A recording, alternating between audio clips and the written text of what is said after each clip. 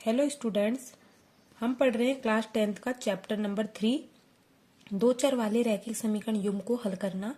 पिछले वीडियो में हमने प्रतिस्थापन विधि द्वारा दो चर वाले रैखिक समीकरण युग्म को हल करना सीखा। इस विधि में हम बात करेंगे विलोपन विधि की।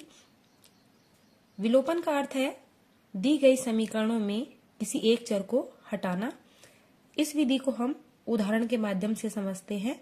x प्लस वाई बराबर 5, ये है समीकरण नंबर 1। 2x माइनस 3y बराबर 4, इसको मानेंगे समीकरण नंबर 2। इस विधि में हम या तो x के गुणांक को समान बनाएंगे या हम y के गुणांक को समान बनाएंगे। x का गुणांक 2 है। यदि हम x के गुणांक को समान बनाते हैं तो समीकरण 1 को हमें 2 से गुणा करना पड़ेगा, और यदि हम y के गुणांक को समान बनाते हैं तो यहाँ पर y का गुणांक 3 है, तो हमें समीकरण 1 को 3 से गुणा करना पड़ेगा। हम x के गुणांक को समान बनाएंगे तो हमें समीकरण 1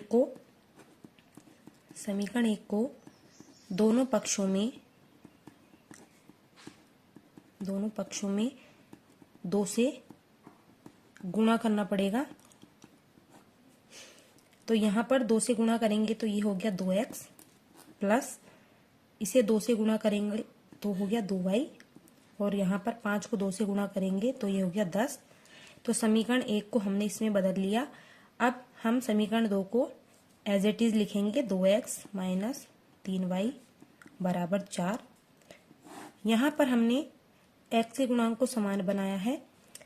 अब यहाँ पर ये दोनों प्लस के हैं तो दोनों में समान चिन्ह है, तो इस समीकरण में से इसको घटाएंगे, और यहाँ पर यदि दोनों अपोजिट चिन्ह के होते तो दोनों समीकरणों को हम जोड़ते, लेकिन यहाँ पर दोनों प्लस साइन के हैं तो हम इस समीकरण में से इसको घटाएंगे।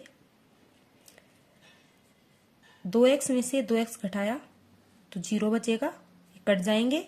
यहाँ पर है प्लस का 2y, माइनस और माइनस साइन मिलकर बनाएंगे प्लस, तो 3y अब प्लस का हो जाएगा, तो ये हो गया प्लस का 3y बराबर, यहाँ पर है ये 10, 4 हो जाएगा माइनस का, तो 10 माइनस 4, 2y और 3y जुड़कर होंगे 5y बराबर 10 में से 4 गया तो हो गया 6। तो यहाँ पर हो गया y का मान 6, ये गुणा में है 5, ये गया बटे में, तो y का मान हो गया 6/5। अब y के मान को हम या तो समीकरण 1 में रखेंगे या हम समीकरण 2 में रखेंगे और x का मान निकालेंगे। तो हम y का मान समीकरण 1 में रखेंगे। समीकरण 1 दी गई है x प्लस वाई बराबर 5। यहाँ पर रखेंगे y का मान 6/5 बराबर में है 5। x का मान निकालेंगे तो ये 6/5 बराबर के उधर जाएगा तो हो जाएगा माइनस का। अब हम लेंगे एलसीएम। एलसीएम 1 और 5 का 5 आएगा। 1 का भाग 5 में दिया, 5 बार गया, 5 को 5 से गुणा किया 25, माइनस 5 का भाग 5 में दिया, 1 बार गया, 1 को 6 से गुणा करेंगे 6 आएगा। 25 में से 6 गया तो हमारे पास बचा 19, और बटे में है 5, तो x का मान हो गया हमारे पास 19/5।